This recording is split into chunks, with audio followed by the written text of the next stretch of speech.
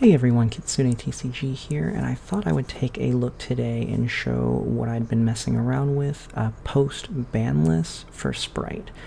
So the loss of ronintoadin was hard. It definitely does hurt the deck, but there is actually a pretty easy gap that you can fill, and that is just by incorporating the live twin engine.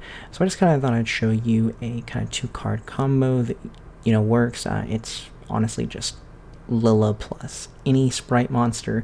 I just thought I'd use one that doesn't really give you a plus, just to kind of show you that any level 2 extender kind of works with it. So what you do, all you need is your normal Lila, and we'll be able to special a Kiss a Kill from deck. And why this works is because Kiss a Kill Frost is a level 2 Aqua. So we lose one level 2 Aqua and Ronin, just replace it with Frost. And you pretty much end on the same inboard. We can special Carrot, overlay, go into Gigantic.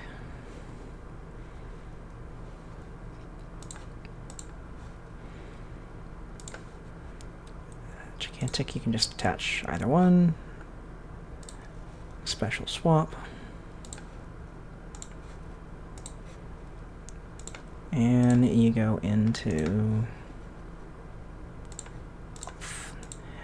Elf brings back the swap.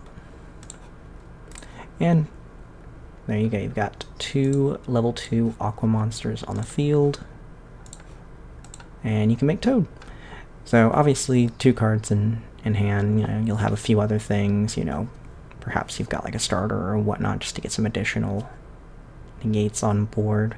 But just even with those 2 cards, you still end up with like 2 Omni negates. So yeah, I'm going to go and run through the deck list here, kind of show what ratios I'm running. But like I said, Ronin hurts, but really just kind of able to adapt the deck and go from there. Alrighty, so hopping on over to the deck profile, we've got 2 Lila, so you only need 2.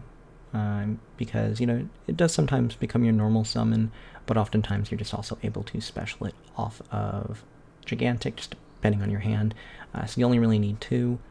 Now you do play 2 Frost, even though Lila can summon from hand, so if you draw it, it's not like it's completely dead. But I think 2 works best, just because, if you do happen to draw it, it still can be special as long as you have a Lila, so just kind of depends on your hand as far as how you want to proceed. So, and then the 1 Kiss a Kill, this again, just because if you do have the Lila and if you've drawn the Frost, you can normal the Lila, special the Kiss a Kill, and then you still have the Frost to special from hand. So it just kind of gives you a little bit more plays, and you do actually get to end up on a little bit more negates, because we do play the Jin, so you can get an extra monster negate that way. The 1 Sunny Snitch, this just searches you your Lila, or if you already have Lila, you can search the Frost. So just gives you a little bit of flexibility out there. And then obviously you're still going to max out all the sprites that you need. The 3 blue, the 3 jet, the 1 red, the 1 carrot, and the 1 pixies. The Spright engine obviously didn't get hit on this ban list, so this doesn't really change. It's just kind of like messing around with the cards alongside it. I've seen some people try and cut Swap Frog now that Ronin has been banned. But because of Kiss a Kill Frost, I think that you still need to play this, just because either, you're specialing Frost through Lila, or, if you have it in hand, then you kind of are able to go from there.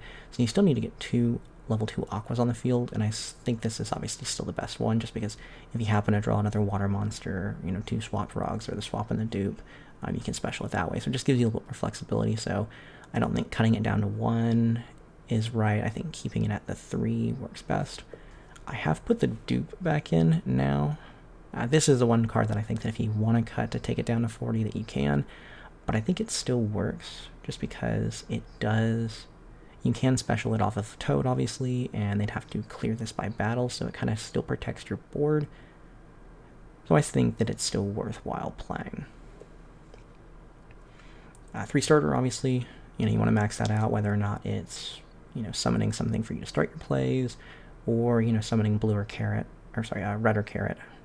if you need an additional negate. One Smashers obviously is going to mainly be in there for Mystic Mine because, you know, Konami does not want to remove that card. Obviously, it can hit something else if needed, but, you know, that's really kind of what it's in there for. The 3 enemy controller. This is obviously just going to help you proceed with your plays. So obviously, if you're going second, you can normal Lilla. If they try to respond to it, you just tribute the Lilla, take control of one of their monsters, and then you can still continue kind of comboing off. So I think it's a really good card to have in the deck, and it just kind of gives you some flexibility. 3 talent, so hand traps are obviously still not that big of a problem, but, you know, if you do run into any monster effects during your main phase, I think talents is definitely worthwhile to main. 3 Dark Ruler, obviously just in case you go second, you really need this to turn off the tier board.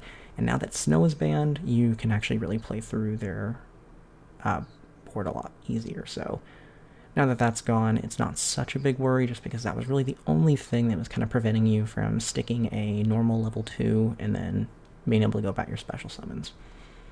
3 Prosperity, this obviously just is going to add more consistency to the deck. And then the 3 DD Crow and the 3 Imperm, these are the only hand traps I'm playing. I don't think there's really anything else to play.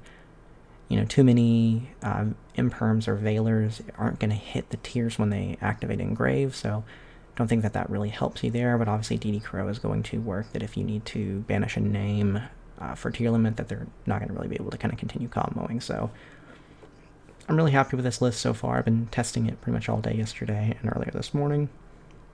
And I think this is actually going to be pretty much the same as what we were seeing prior to the list, so I don't think it changes too much in the way of a good end board for Spright. Moving on to the extra, we've got the 2 Gigantic, still just the 1 Toad, and now I've added the Gin Buster just because there are some cases where you have so many level 2s on board, you're able to go into this, and it's just an additional monster negate there for you. Your Zeus package. This is obviously going to stay, you know, if you're going second, this is going to be a pretty easy way to clear your opponent's board, and then you can just start setting up in main phase 2, so.